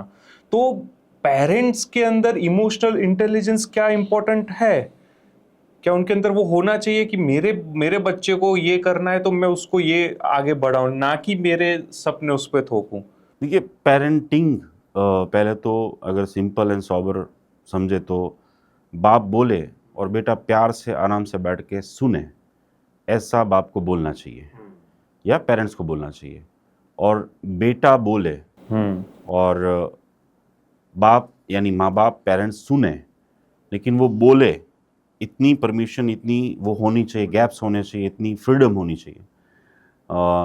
यहाँ पे देखिए इमोशनल EQ लेवल की बात करें या फिर पेरेंटिंग में, तो वो तो एक फैक्टर है ही।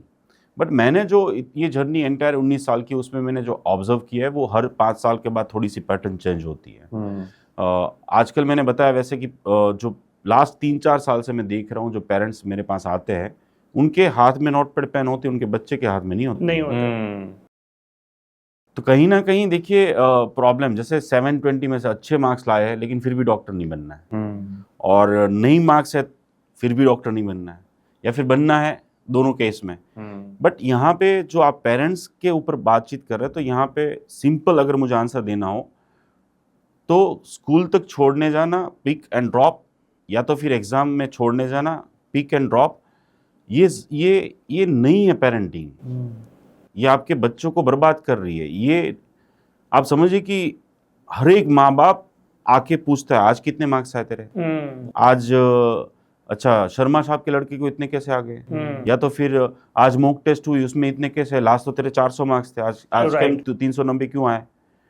वो कंपैरिजन, वो मार्क्स के पीछे दौड़ा ना। माँ बाप का काम तो एक ही होता है कि बच्चा नॉलेज के पीछे भागे, और जब एक बच्चे को नॉलेज के पीछे भगाओगे ना तो ऑटोमेटिकली उसके मार्क्स बाय प्रोडक्ट हो जाएंगे। सही है। यानी कि रन बिहाइंड द लर्निंग, यानी कि उसको लर्निंग के पीछे भगाओ, ना कि अर्निंग के पीछे।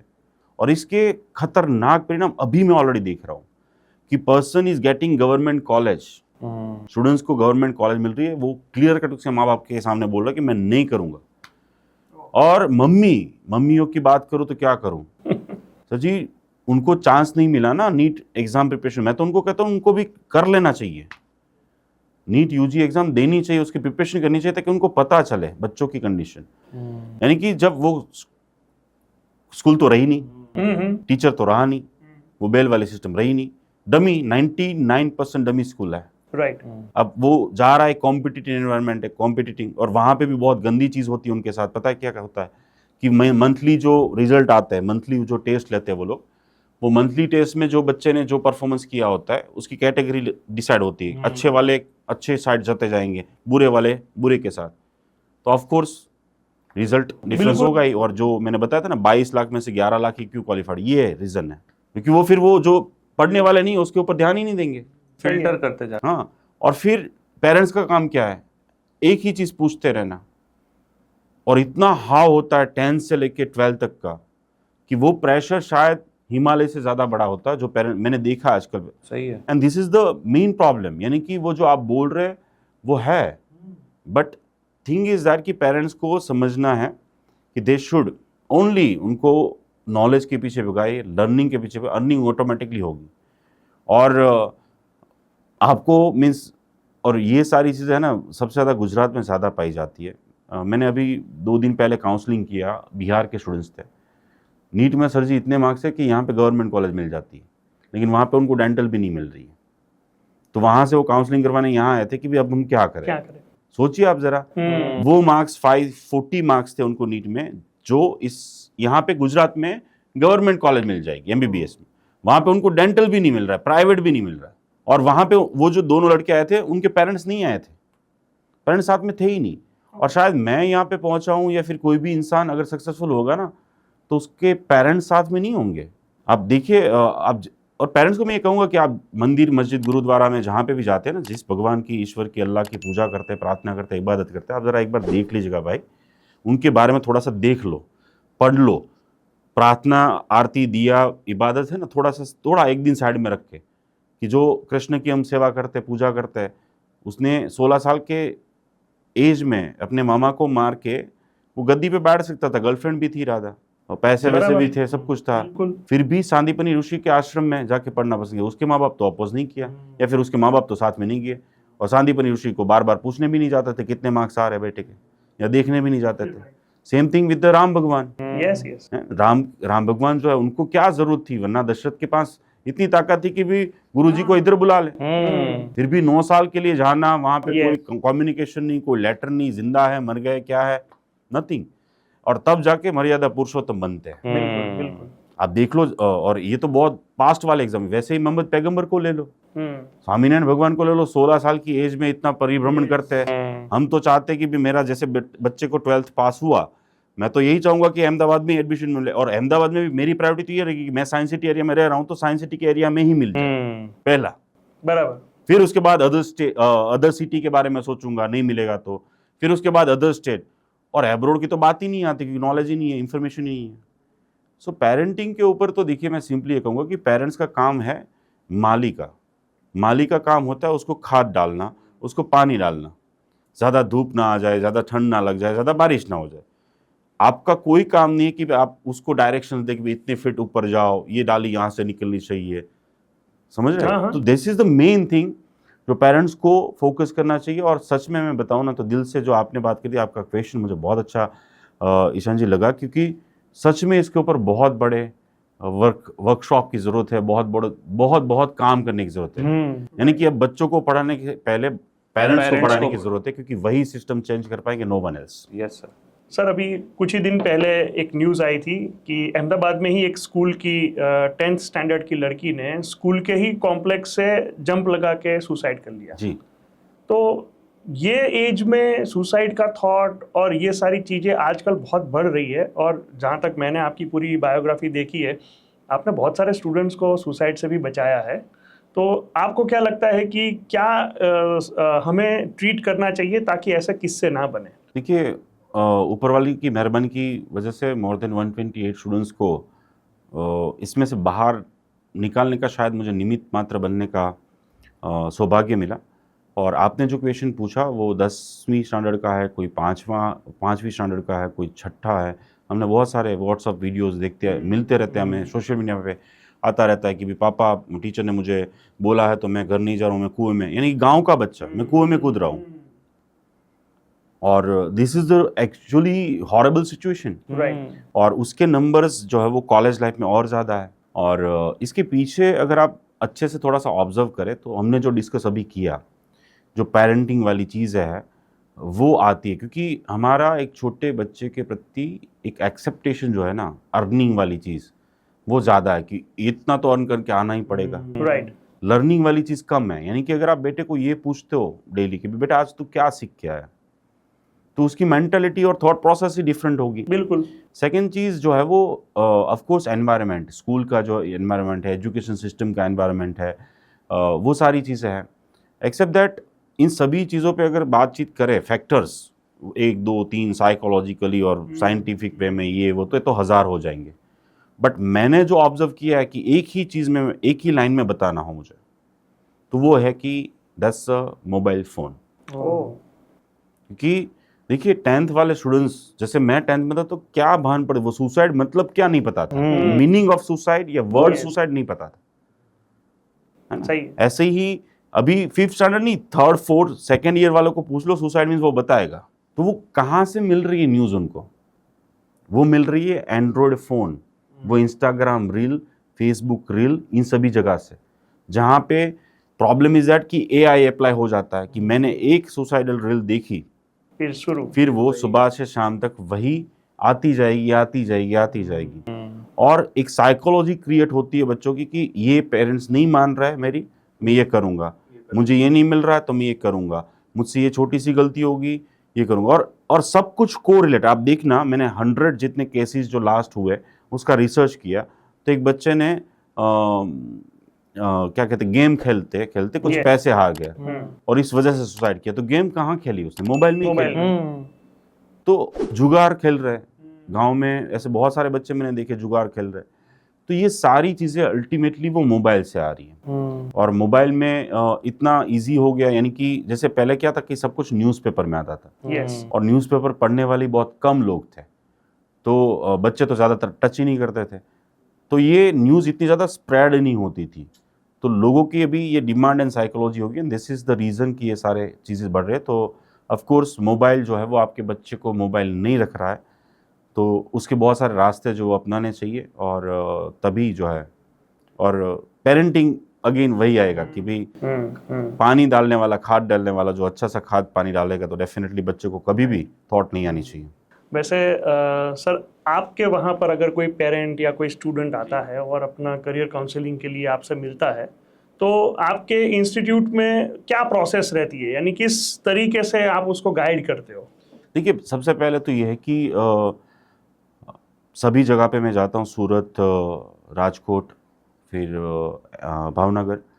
सबसे पहले उनकी, हमारे जो टेलीफोनिकली काउंसलर जो होते हैं वो सारी डिटेल जानते हैं उनके बारे में, उनके फैमिली बैकग्राउंड्स के बारे में, स्टूडेंट्स के फर्स्ट स्टैंडर्ड से लेके अभी तक के सारे रिजल्ट्स मंगवाए जाते हैं, एक्स्ट्रा करिकुलम एक्टिविटीज़ में कहाँ पे उन्होंने क्या क्या किया हुआ है वो सारी चीज़ें मांगी जाती है। फिर उसके बाद उनका फ्यूचर गोल क्या है, फाइनेंशियल प्लानिंग क्या है, ये सारे पॉइंट जो इंपॉर्टेंट होते हैं वो कलेक्ट किए जाते हैं, और उसके बेस पे मैं एक एनालिसिस हमारी तैयार करती है टीम 8 पेज की। वो तैयार करने के बाद जो है वो बच्चे को बताया जाता है कि भाई उनको कोई साइकोमेट्रिक टेस्ट या एप्टीट्यूड टेस्ट या फिर DMIT टेस्ट की ज़रूरत है या नहीं। और फिर उसके बाद है मेरे साथ 1-to-1 45 मिनट्स के लिए काउंसलिंग होता है, जिसमें हम उनको गाइड करते हैं कि भाई आगे क्या करना है, क्यों करना है, और ये बेस्ट क्यों है, और उसमें कितने राइट टर्न, कितने लेफ्ट टर्न, कितने स्पीड ब्रेकर्स। और वो वहाँ पे कंप्लीट नहीं होता, यानी कि we will give them time कि भाई आप जो है 15-20 दिन ये एक्सरसाइज कीजिए। एक्सरसाइज में यही होगा जो मैंने पहले बताया आपको, कि उनको कॉलेज विजिट करनी है, उनको प्रोफेसर से मिलना है, उनको एक्सपर्ट जो उस फील्ड के है उसको मिलना है, उनको सारी बुक्स स्टेशनरी में जाके वो सारी बुक्स देखनी है, उसकी इंडेक्स कॉपी देखनी है, वो सारे टास्क फुलफिल करके आएगा। फिर उसके बाद फिर से एक कन्फर्म होगा उनके पास, फिर उसके बाद एक रोड मैप मिलेगा कि भाई तू इंजीनियरिंग में जा रहा है या मेडिकल में जा रहा है या फिर मैनेजमेंट में जा रहा है या फिर कॉमर्स में जा रहा है, तो वहाँ पे फर्स्ट ईयर में इतने सब्जेक्ट्स, यानी कि सिलेबस दिया जाएगा, उसका गोल सेट किया जाएगा, और कौन कौन सी एग्जाम्स दे सकते हो ड्यूरिंग UG, कैसे प्रिपरेशन कर सकते हो, कैसे आप फॉर एग्जांपल एक फील्ड जहाँ पे एक कोर्स कंप्लीट करने के बाद आपकी सैलरी 30,000 से ज़्यादा नहीं है तो 3 लाख तक कैसे पहुँच सकते हो। वो सारी चीज़ें नोट डाउन करवाई जाती है, and that's what the way of counselling हमारा होता है। आपका एक बहुत ही पॉपुलर प्रोडक्ट है, उसका नाम है शायद स्टडी प्लानर।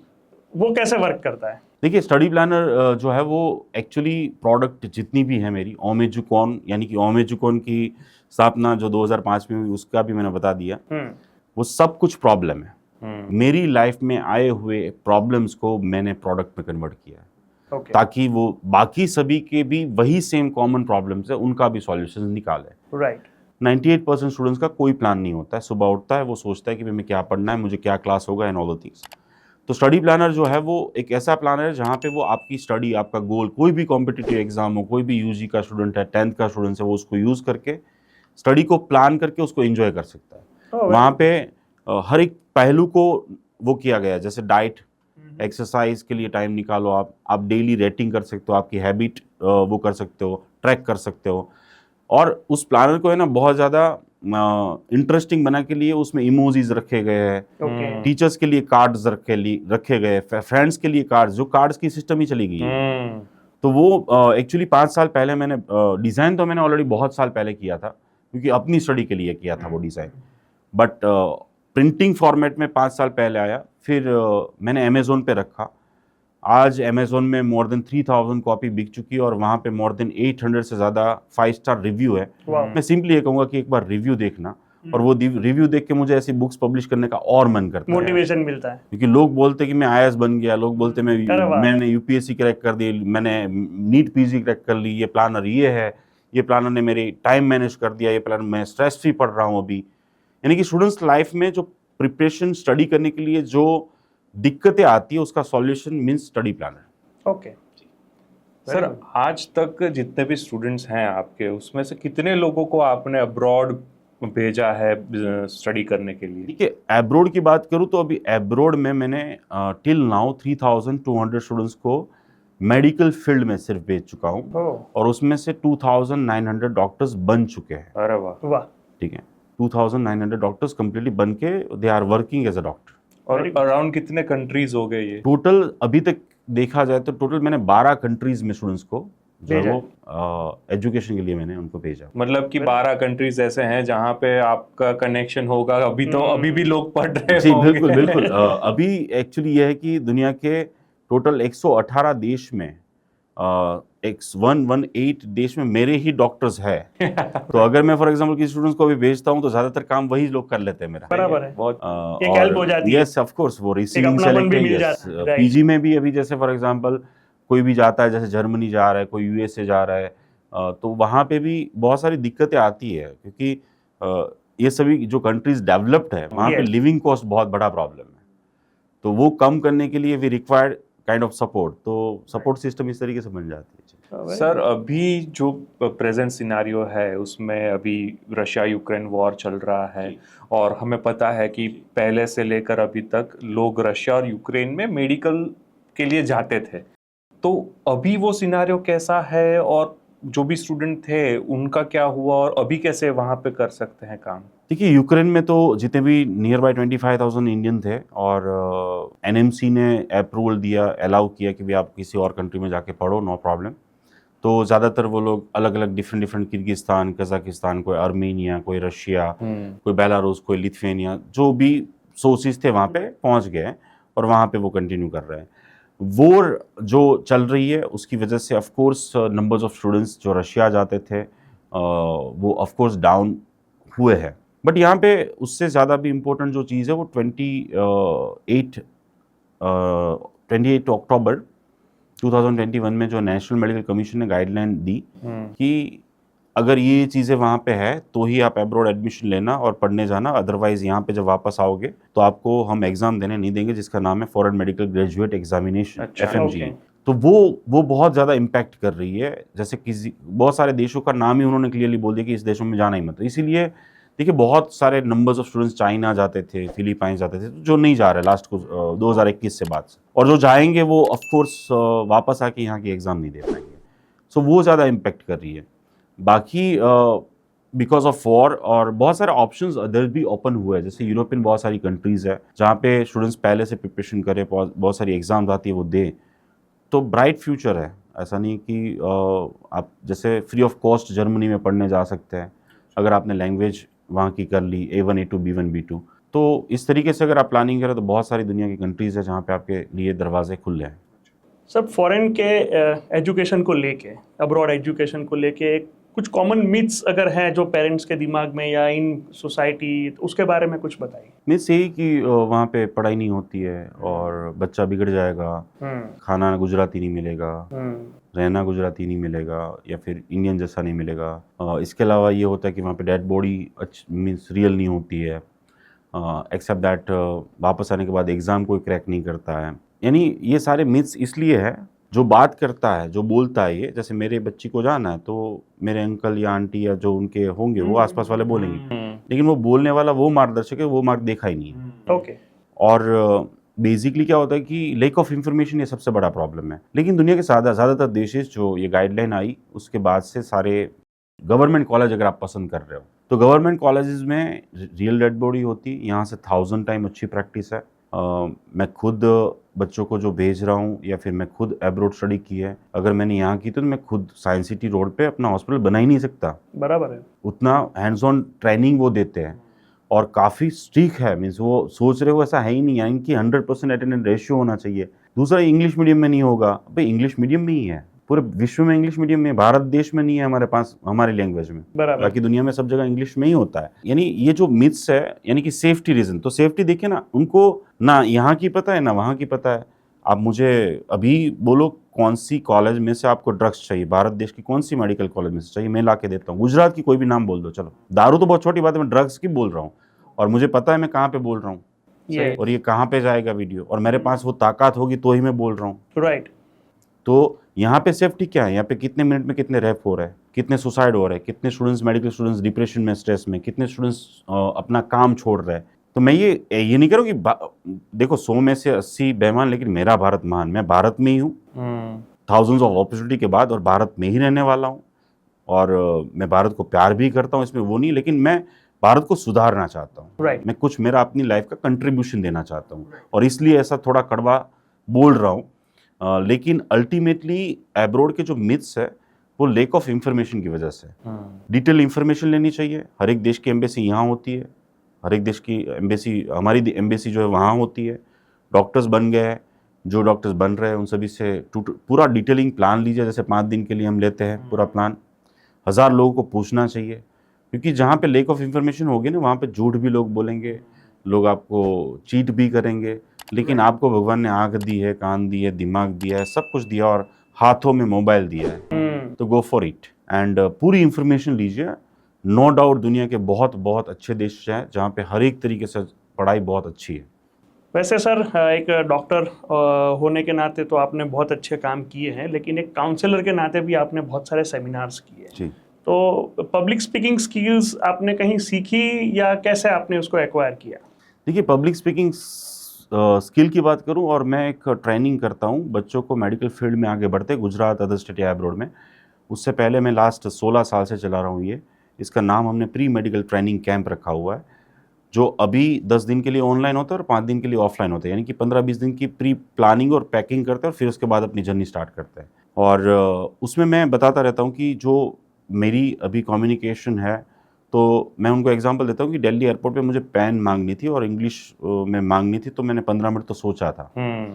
और सबसे पहली स्पीच मेरी फर्स्ट ईयर में थी, जो मुझे दिया गया था टाइम 5 मिनट्स के लिए, और लेकिन मैंने 20 सेकंड में कंप्लीट की थी। इतना मैं बहुत अच्छा था कम्युनिकेशन स्किल में। यानी कि पुअर था। पुअर इसलिए था क्योंकि हमारी एजुकेशन सिस्टम में हमें नहीं बोलना दिया जाता है। ऐसी कोई एक्टिविटीज़ या कुछ चीज़ें नहीं होती है। हमें सुनना ही है, घर पे भी सुनना है और स्कूल में जाके भी सुनना है। हमें बोलना भी नहीं, यानी कि पेपर जो लिखा जाता है उसमें भी बोलना नहीं है। यानी कि बोलने वाली कोई चीज़ ही नहीं है। और एक अगर डॉक्टर, उसकी कम्युनिकेशन स्किल अच्छी नहीं है तो पेशेंट तो ठीक ही नहीं कर पाएगा। बिल्कुल। उसके relatives and all the things, या तो फिर पेशेंट को बीमारी एक्सप्लेन करनी है। तो मेडिकल फील्ड हो या फिर इंजीनियरिंग हो या फिर कोई भी फील्ड हो, तो उसमें कम्युनिकेशन स्किल जो बहुत इंपॉर्टेंट रोल प्ले करती है। लेकिन ये सारी चीज़ें मुझे वहाँ जाके पता चली, और फिर मैंने इसके ऊपर बहुत ज़्यादा वर्कआउट किया है। अभी तक मैंने 3559 बुक्स जो रीड की, उसमें डॉक्टर सुरानी साहब भी आ गए, जिनकी भी मुझे बहुत बुक पसंद है, और ज़्यादातर सारी बुक्स मैंने पढ़ ली उनकी। और पढ़ने से, यानी कि अगर आपको कम्युनिकेशन स्किल डेवलप करनी तो उसका सबसे पहला पड़ाव आता है लिसनिंग। कुआं माँ जाए तो अवेड़ा माँ आवे।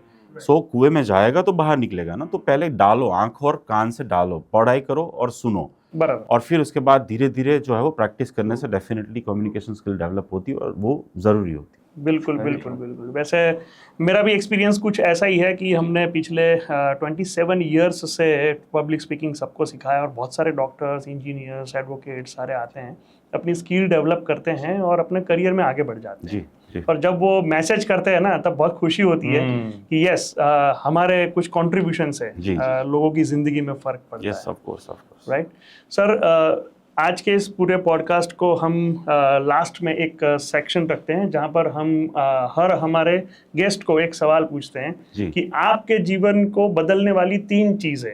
नंबर 1 एक बुक, राइट, जो आपके जीवन को बदल दिया हो, एक ऐसी बिलीफ जो आपको जीवन में आगे लेके जा रही हो, और एक ऐसी बैटल यानी एक ऐसा आपका युद्ध या कहो कि एक स्ट्रगल कि जो आप हमेशा कंटिन्यू करना चाहो, उसके बारे में कुछ बताओ। देखिए, बुक के बारे में बोलूँ तो श्रीमद् भागवत गीता, और उसका रीज़न बता दूँ तो स्टडी रिलेटेड है, स्टूडेंट्स रिलेटेड है, इसलिए जो मैंने सोचा, जो मैंने निकाला है, क्योंकि मेरे पापा जो है वो सब्जी बेचते थे, और कृष्ण जो है एक ही भगवान है जिसको हम कृष्ण करके बुला सकते हैं, माता जी श्री लगाने की उसमें भी जरूरत प्यार नहीं होता है। यस, तो पूर्ण पुरुषोत्तम है, और कृष्ण जो है वो पैदा कहाँ हुए, जेल में हुए, और उसी दिन उसको अपने माँ बाप को छोड़ना पड़ा। यानी पैदा कहाँ हुए हो, कौन सी सिचुएशंस में हो, वो मैटर नहीं करता। अगर आप में औकात है और ताकत है तो सोना की द्वारका बना के रहोगे आप, वो गारंटी है, और हर एक पहलू का आंसर वहाँ मिल जाता है। तो वो इसलिए मेरे लिए श्रीमद् भागवत गीता से महान कोई बुक या ग्रंथ नहीं हो सकता। और प्रॉब्लम ये है कि हमने ग्रंथ मान लिया, ये बुक की तरह भी पढ़ लेना तो बहुत मिल जाता है। सेकंड जो आपने क्वेश्चन पूछा वो है बिलीव। तो pain is a sign of gain.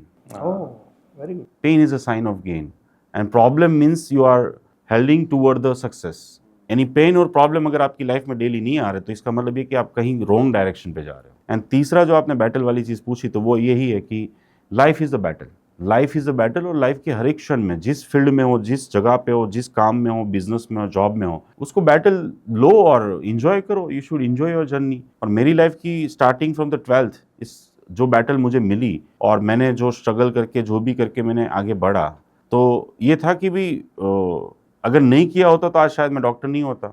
आज की दिन में भी वही बैटल चल रही है, बट वो जो बैटल हुई, जो एज अ चैलेंज ली और एक जगह पे पहुंचे, अच्छा डॉक्टर बन के आए, यहाँ पे हॉस्पिटल ओपन की, लोगों को ट्रीट कर रहे हैं, डिफरेंट देशों के लोगों को वो कर रहे हैं, तो दैट्स व्हाट द सुकून मिलता है। और ऐसे बैटल से हमें वही मिलता है। तो life is a battle. Right. So thank you so much sir, आज आपने समय निकाला, आज आए आप हमारे स्पेशल इस एपिसोड के लिए। इनर वाइब्स में जब हम लोगों से मिलते हैं तो हमें बिल्कुल ये पता चलता है कि हर एक व्यक्तित्व के पीछे और हर एक व्यक्ति की स्ट्रगल के पीछे जबरदस्त उनकी इनर वाइब्स होती है। और आज आपकी बातों से बहुत अच्छे से पता चला कि आपकी इनर वाइब्स कितनी पॉजिटिव और इंस्पिरेशनल है। Thank you so much. Right, तो आपका हमारे पूरे व्यूअर्स की तरफ से बहुत बहुत शुक्रिया। Thank you so much. Thank you so much. उम्मीद है आज का एपिसोड आप भरपूर लाइक और शेयर करेंगे। आपके प्यार भरे कमेंट्स का हमें इंतजार रहेगा। मिलते हैं अगले एपिसोड में एक नए व्यक्तित्व के साथ इनर वाइब्स में। Till then, discover you within you.